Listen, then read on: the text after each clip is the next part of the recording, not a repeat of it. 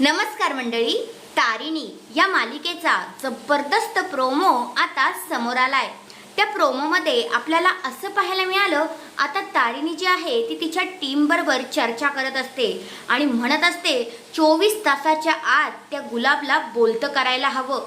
मग आता त्या टीमने सगळ्यांनी ठरवलेलं असतं की नाही, गुलाबकडून सगळं काही सत्य कळलंच पाहिजे। आता दुसऱ्या बाजूला तारिणी गुलाबकडे आलेली असते आणि गुलाब म्हणतो की मी तुला काहीही सांगणार नाही, तू माझा जीव जरी घेतलास ना तरी तुला माझ्याकडून काहीच असं भेटणार नाही, असं तो तारिणीला मुद्दामूनच हे करत असतो।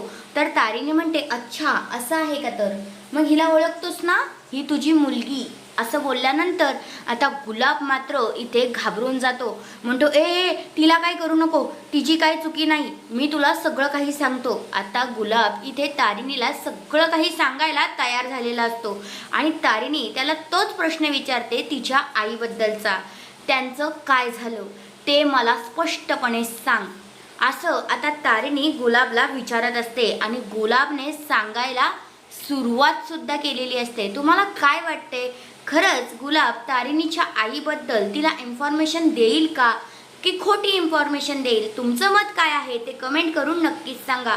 पण येणाऱ्या भागांमध्ये आपल्याला हेच भाग पाहायला भेटणार आहेत। धन्यवाद।